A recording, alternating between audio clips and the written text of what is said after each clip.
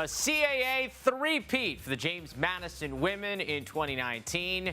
Now looking for 4 in a row here in 2020. As for the CAA men, Tom. Those TOWSON Tigers taking down Drexel to win their 4th CAA title in the last 5 seasons. That is how 2019 ended. This is how 2020 starts. Hello, I'm Tom Eschen. That's Travis Eldridge, and welcome to this unveiling of the CAA games you'll see right here on LAC Sports Network. We've got some fantastic games this year with some huge names once again in the non-conference slate. And of course, everything culminates in conference play leading to the conference tournament at the end of April and early into May. Everything starts on February 15th with a doubleheader. More on that later. In total, 25 regular season games along with the men's and women's CAA championships, when those champions will be crowned. We've seen some extremely memorable games over the years here on LSN. Last year, that midweek upset as TOWSON beat Loyola in prime time right here on LSN was a highlight. Now with more, let's send it over to Travis with the CAA Commissioner, Joe D'Antonio. All right, let's welcome in the commissioner of the CAA, Joe D'Antonio. Joe, this is such an exciting time of year for us because we get a chance to see all the awesome games that your teams have on the slate, and it should be another great year. No question. We are truly excited. It's hard to believe that it's right around the corner, and we're ready to go. When you look at this year as a whole, when you look back at 2019, you look ahead to 2020, what do you see on the lacrosse front for the CAA? Well, we're anticipating another very competitive season. I mean, you look at the way things went last year, and it's interesting. We'll start on the men's side, but with the just few number of teams that there are, obviously each team is only playing 5 conference games, and with that type of a setup, there's very little margin for error, and certainly anything can happen during the course of the season. I'm looking for a resurgence, I think, from Hofstra, certainly, and with Andrew Baxter coming into Fairfield, looking for them to make a strong comeback as well. And I'm looking for all 6 of our teams to compete once again for conference championship. On the women's side, last year was separated by a scenario where you had 3 teams kind of emerge at the top, or 4 teams kind of emerge at the top, 3 teams at the bottom. But I'm looking again for a very competitive conference schedule, and it should be another great year in CAA women's lacrosse. Yeah, let's talk about the men's side because you mentioned it. This looks to be very wide open. Fairfield's got Andrew Baxter, like you talked about. We know Hofstra and Coach Tierney are always going to be ready to go. And then with TOWSON and Delaware in year 3 under Coach Ben DeLuca, I mean, it looks to be maybe one of the most competitive seasons we've seen in quite a while. Yeah, I would completely agree. I don't know how you separate the teams right now. I really don't. And I think for us, that's a good problem to have. The coaches may make the difference on that because I'm sure they're looking to emerge out of the pack. But, I think it's a wide open situation to move into the season. So we look at the schedule that we are unveiling here, and especially when you talk about the early season on the men's side, you got Cornell and Duke going to visit TOWSON, a big game with Yale visiting UMass this year in February. What excites you the most about some of these non-conference matchups we're going to see here on LSN? Well, I think as we move into the regular season, certainly the goal of all of our teams is to make the NCAA tournament in the end. And I give all of our schools credit. They're all playing very competitive non-conference schedules. And if we're going to have that opportunity in the end to possibly get multiple teams into the NCAA tournament, it's those wins, those signature wins, that are really going to help their cause going forward. Along those lines, we've seen this for a couple of years on the women's side with JMU and TOWSON both making the NCAA tournament for a number of years over the last multiple seasons. On the men's side, we might have seen TOWSON and maybe UMass make it a year ago. How important was TOWSON getting a home game last year for the conference and what that represents in being a top seed? And what would it mean to be able to have a couple of teams in that conversation maybe at the end of the year? Well, it would mean an awful lot. I mean, anytime that the conference can have a presence on the national stage, it's certainly a big deal, not only for the conference itself, but also for our member institutions that are able to achieve that goal. So that's certainly our goal. We're very excited and certainly think that we have that opportunity as we move into the season. Yeah, on both the men's and women's sides. Larger picture, Joe, where are you at as a conference right now when you look at it as we look to turn the page to 2020? Well, we're excited. We're still maintaining incredible academic numbers for the APR as a conference as a whole.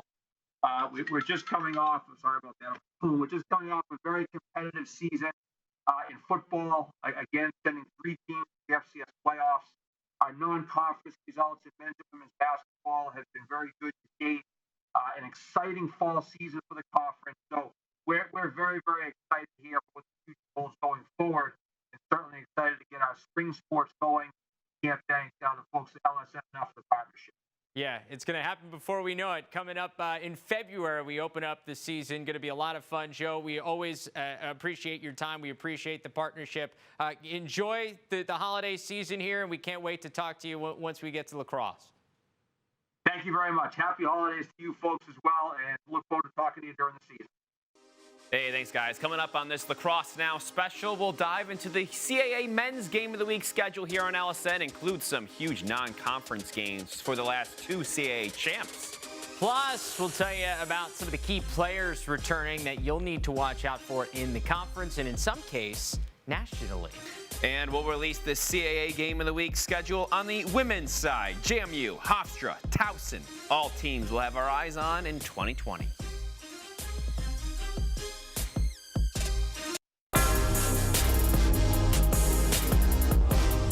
Welcome back. Let's take a look at how things finished up on the men's side last year in the CAA. UMass and Towson each at the top of the standings at 4-1. UMass landing that 1 seed by beating Towson in the regular season. Delaware falling in there at 3-2. Then Drexel earning the 4 seed in the CAA tournament over Hofstra, while Fairfield finishing at 0-5 in 6th. Okay, it is time to look at the men's schedule. We'll begin with the non-conference slate, which is huge, not just for us, but for the CAA teams with opportunities to strengthen their NCAA tournament resume. Here is February, starting off February 15th with Hofstra hosting the Michigan Wolverines, their first meeting ever. That's a doubleheader. Then Fairfield hosts Stony Brook 2. Jeff Teat and Cornell visiting Towson the next week on the 21st, which is a Friday night. The next day, Villanova visiting Hofstra. The month finishing up with none other than Yale taking on UMass in Amherst. You know, that Cornell-Towson matchup, a rematch of a year ago at the Crown Lacrosse Classic in Charlotte. Towson, #1 at the time, beaten by second-ranked Cornell, 18-11. The Tigers still looking for their first win over the Big Red. They're 0-3 all-time.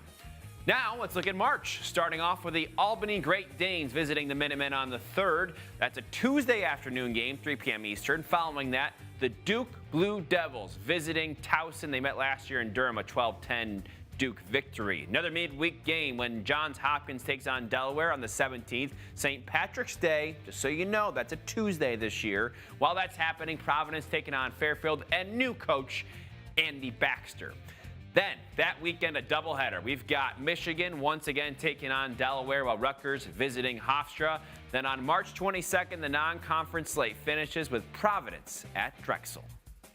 As for the CAA conference schedule here on LSN, it opens up Saturday, March 28th. UMass and Drexel, that's a rematch of last year's CAA semifinals. Drexel getting the upset, 15-12 on their way to the championship game a year ago. The week after, the Dragons head to Delaware, noon Eastern face-off. April 11th, a doubleheader. Towson and UMass, that's become a great matchup. Of course, the winners of the last 5 CAA championships meeting in that game. That's at 1 o'clock, followed by Drexel and Fairfield at 3.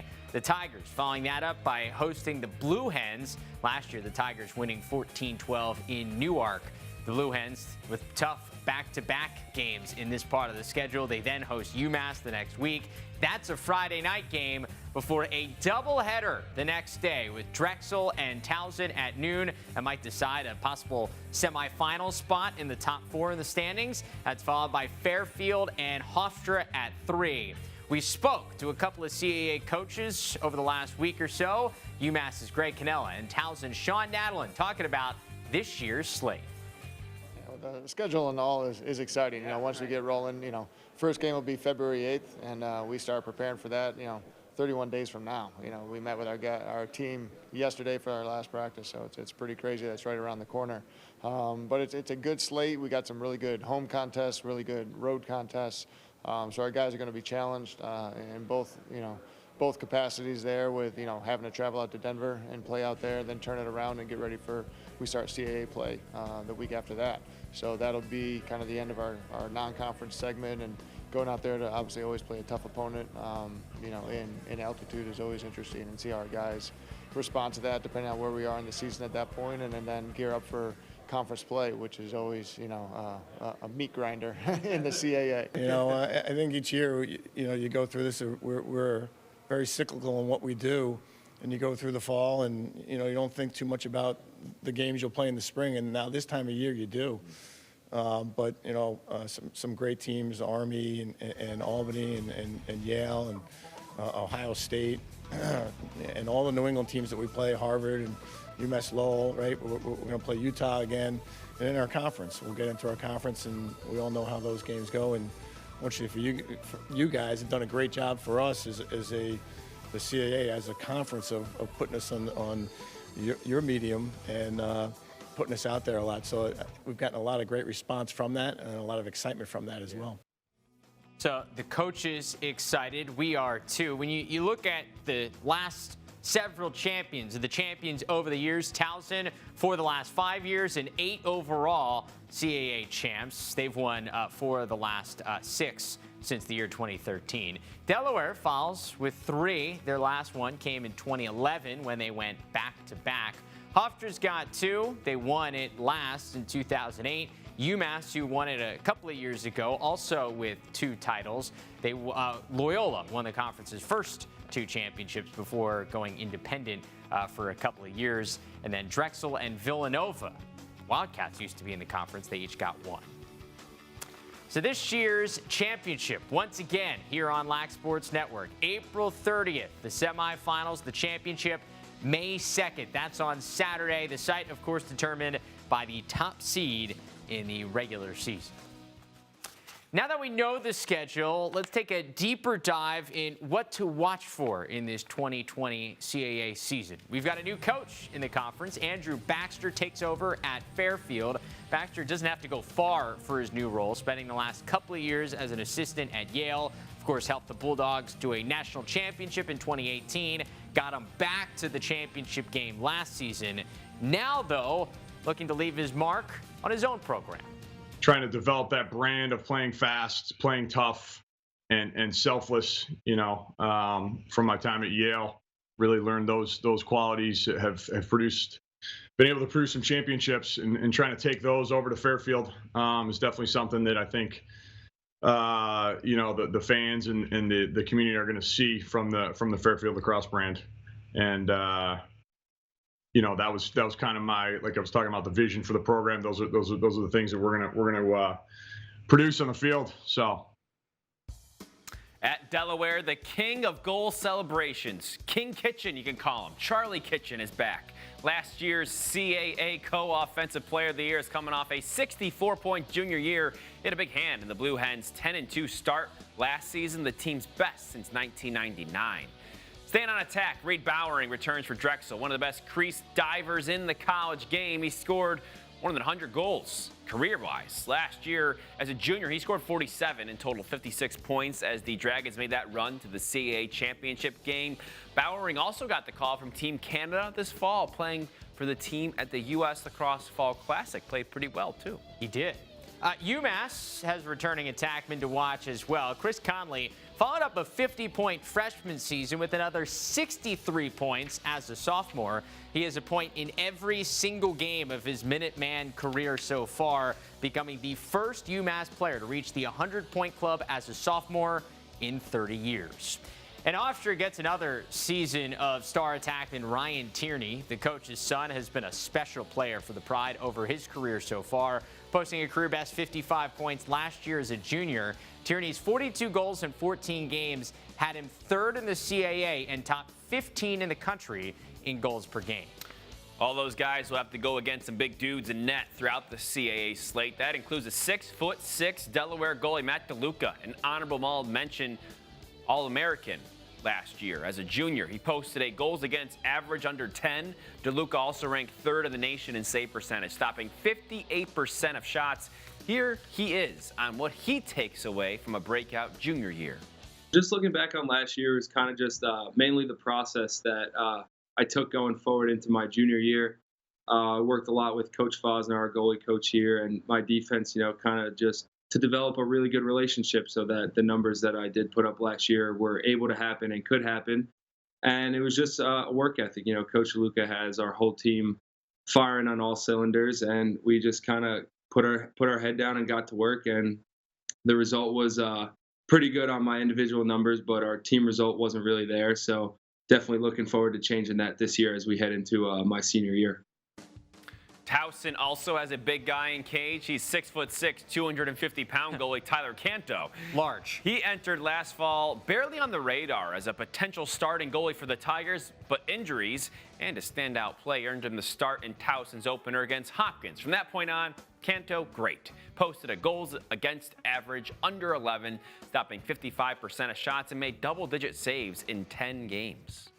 So Canto also getting some help back in front of him as well, bringing back All-American defenseman Kobe Smith. As a sophomore, really emerged last season as one of the best shutdown guys in the entire conference and one of the more notable ones in the nation. Smith getting most of his notoriety for the job he did defending Pat Spencer in TOWSON's win over then #1 Loyola last February. Overall, he led the team, 20 caused turnovers, also added 10 points in transition as well. Still to come here on this Lacrosse Now special, we look at the women's schedule for the 2020 season here on LSN, including some big games for James Madison, just 2 years removed from a national title. And we have some new coaches to get to know on the women's side. We'll tell you about them next.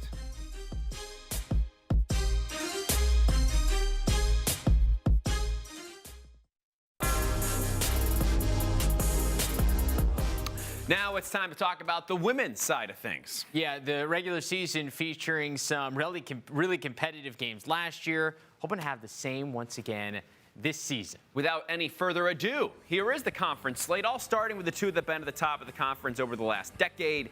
JMU taking on TOWSON. The week after, rematch that double OT game from a year ago, won by JMU 9-8. They'll host Alyssa Perella and Hofstra. Perella possibly hunting for history as they host Delaware on the 17th. We'll talk about that in a second. Then Drexel visits Delaware on Wednesday, and the College of William & Mary visiting Elon on the 24th. Here are the women's champions over the years. JMU, the clear-cut leader with 12 thus far. As I mentioned, winners of the last 3. That's followed by TOWSON, their last championship coming in 2016. They had won 4 of 5 over the course of those years at that point. Loyola, a former CAA conference member, winning most of their titles in the 90s. Then Hofstra, William & Mary, and Old Dominion, all with 1. No one other than JMU or TOWSON has won the title since 2007. And just like the men, you can see the CAA Women's Championship right here on LAC Sports Network this year. Once again, live from Centera Park, Harrisonburg, Virginia, the campus of James Madison University. You got the semifinals May 1st, and then the championship Sunday, May 3rd.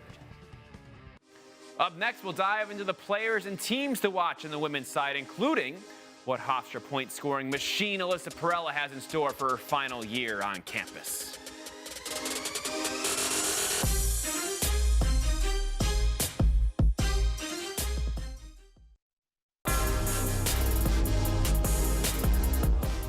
Some coaching notes from the offseason from the CAA women. Amy Altig taking over at Delaware, the former Penn State assistant taking the helm in Delaware back in June. Colleen Dawson taking over at William & Mary. She's a former St. Joe's assistant, helping that program break single-season wins records in 2017 and 18. And finally, TOWSON coach Sonia LaMonica, still with the Tigers, of course, but over the summer, led the Brave to a WPLL championship.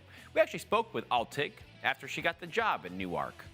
Delaware, there's just such a buzz about it right now, with the new AD in there. Chrissy, she's done such a phenomenal job over the last 3 years with really starting up a movement of success within the athletic department. There's the Whitney Athletic Center, which is a brand new athletic center that's going to be finished. I believe they're saying around the fall time. of 2020, which will give the student athletes a brand new place to study, a brand new weight room, athletic training facilities. So, you know, along with the renovations to Delaware Stadium, which is the home of men's and women's lacrosse, you know, it's just such an exciting time to be a part of Delaware. The student athletes are dedicated, talented, you know, really integral parts of the community there. You know, they're doing a lot of work to really make sure that women's lacrosse is going to be at the top there. And I think for me, personally, professionally, you know, all of it was just so appealing. As soon as that job opened, it was a real dream come true to put my name in the hat. Got a first-hand look at those renovations at Delaware Stadium throughout our games from Delaware last year, and it looks to be all good to go. Sights and sounds. So those are the coaches we'll be keeping an eye on, and the facilities too. What about the players? Yeah, what about the players? What about them? Here are some of the players coming back that you'll see right here on LSN this season. Got to start with the reigning CAA Player of the Year, Lissa Perella. She's back for her final season, 6th all-time in CAA history in goals and points. She's just 32 points behind all-time points record, the all-time points record, 64 goals behind the all-time goals record, already holds the single-season goals record, and she's got all sorts of... I think that I could definitely be better in any aspect of the game of lacrosse. It's definitely a sport that always involves getting better in stick work and shooting, dodging. I've had a lot of emphasis on playing with my left hand. I think that's number one for me right now, is just being versatile in both my righty and lefty play. So been working really hard out there on the field. But other than that, just enjoying it and just getting better in any way possible. Got all sorts of Hofstra records as well. Okay, there you go.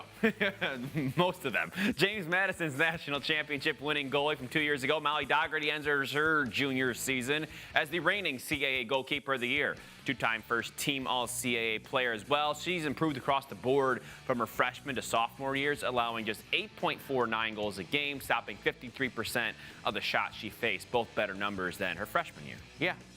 TOWSON, Sammy Chenoweth, an All-CAA first teamer for the first time last season. Also an Inside Lacrosse honorable mention All-American. At the end of the regular season, she led the nation with 3.76 caused turnovers per game. That set a single-season CAA record with 64 of them. That number a career high, 20 more than in her sophomore year. Yeah, I'm looking forward to both sides, the men and the women. It's going to be a lot of fun all spring long. I can't wait till it gets here. You know, it feels like it's got to get here soon. We're almost there, just a couple of months away. Yeah. We'll have warmer feelings and CAA lacrosse. Think spring and lacrosse. They all go together as one. It's going to be a lot of fun. Thanks for watching. We'll see you later.